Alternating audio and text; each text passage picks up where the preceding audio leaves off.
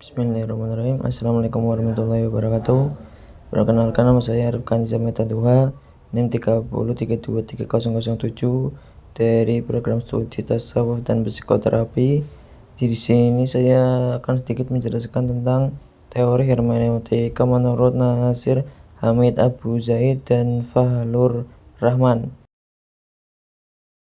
Baik, poin yang pertama yaitu biografi Nasir Hamid Abu Zaid. Nasir Hamid Abu Zaid dilahirkan di Qohafah, dekat kota Tantan, Mesir, pada tanggal 10 Juli 1943.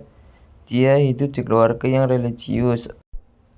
Layaknya anak Mesir kebanyakan, Nasir kecil ketika berumur 4 tahun sudah mulai belajar dan menulis, serta kemudian menghafal Al-Quran di kutab. Karena kecerdasannya, dia sudah menghafal keseluruhan Al-Quran pada usia 8 tahun. Inilah yang membuatnya dipanggil Syekh Nasir oleh anak-anak di desanya. Pendidikan dasar dan menengah Nasir diselesaikan di Tanta. Nasir melanjutkan studinya di jurusan Bahasa dan Sastra Arab di Universitas Kairo tahun 1968 sampai 1972. Lulus dengan predikat cum laude pada tahun 1975.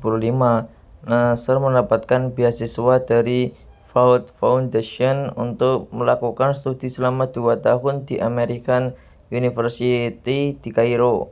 Nasir mendapat gelar MA dengan predikat cum laude dan menjadi dosen. Poin yang selanjutnya yaitu pemikiran hermeneutik Nasir Hamid Abu Zaid. Problem pokok dalam hermeneutik Al-Quran menurut Nasir bukanlah problem tentang keberagaman interpretasi, namun ada perbedaan konsep tentang hakikat teks yang pada akhirnya melahirkan keberagaman interpretasi. Nasir mendefinisikan secara eksplisit apa yang dimaksud dengan teks nas dan buku mushaf. Menurutnya, teks memerlukan pemahaman, penjelasan, dan interpretasi, sedangkan mushaf tidak perlu demikian, karena dia sudah mentransformasi menjadi sesuatu. Teori Nasir tentang teks dikembangkan dalam kerangka hubungan antara teks, bahasa, budaya, dan sejarah. Dalam hal ini, Nasir membagi teks menjadi 2 tipe, yakni tipe primer Al-Quran dan sekunder Sunnah Nabi. Teks sekunder hanyalah interpretasi atas teks primer. Dan untuk mengatasi problematika penafsiran yang ada saat itu, Abu Zaid memandang perlu untuk menggunakan pijakan hermeneutika sebagai konsep interpretasi baru dalam dunia pemikiran Islam. Menurut Abu Zaid, metode analisis paling tepat untuk memahami Al-Quran sebagai teks yang tidak terpisahkan dari sistem bahasa yang berfungsi informatif dan komunikatif adalah metode analisis bahasa, Minhaj al-Tahlil al-Lughawi. Untuk menjelaskan teori tentang kedua fase yang dilalui Al-Quran, Nasir Hamid Abu Zaid menggunakan kajian semiotika, salah satu cabang dari hermeneutika. Poin selanjutnya yaitu biografi Fazlur Rahman. Fazlur Rahman dilahirkan di Hazara, bagian dari Pakistan saat ini, pada tanggal 21 September 1919. Rahman dibesarkan dalam keluarga yang bermazhab Hanafi, yang cenderung menggunakan ra'yi daripada riwayat. Sejak berumur belasan tahun, Rahman sudah melepaskan diri dari ikatan-ikatan mazhab dan mengembangkan pikirannya secara bebas. Kemudian dia melanjutkan pendidikannya di sekolah modern di Lahore pada 1933. Pendidikan tingginya ditempuh di Punjab University jurusan Bahasa Arab dan bergelar BA pada tahun 1940 dan bergelar master pada tahun 1942. Pada tahun 1946, Rahman hijrah ke Inggris dan masuk ke Oxford University guna mendalami ilmunya.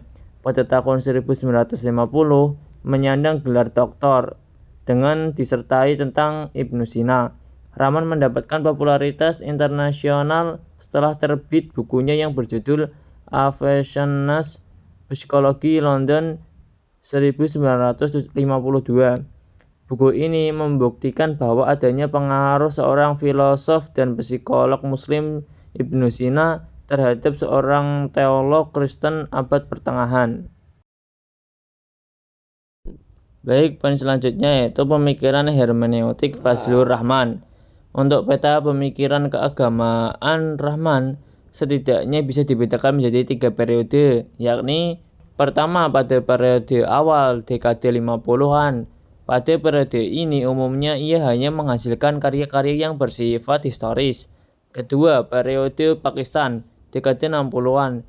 Pada masa ini Rahman mulai menekuni kajian Islam normatif dan terlibat dalam arus pemikiran Islam meskipun belum ditopang dengan basis metodologi yang sistematis. Pemikirannya berupaya memberikan definisi Islam bagi Pakistan. Dan ketiga, periode Chicago 1970 sampai seterusnya. Di masa inilah Rahman sudah didukung dengan metodologi sistematis dalam kajian Islam normatif. Kemudian untuk teori gerakan ganda, Rahman secara tegas membedakan antara legal spesifik Al-Quran yang memunculkan aturan, norma, hukum-hukum akibat pemaksaan literal Al-Quran dengan ideal moral, yakni ide dasar atau basic ideas Al-Quran yang diturunkan sebagai rahmat bagi alam, yang mengedepankan nilai-nilai keadilan adalah persaudaraan, akhwah, dan kesetaraan, musawah. Menurut Rahman, bahwa memahami kandungan Al-Quran haruslah mengedepankan nilai-nilai moralitas atau bervisi etis. Mungkin hanya sekian yang bisa saya sampaikan, kurang lebihnya mohon maaf. Wassalamualaikum warahmatullahi wabarakatuh.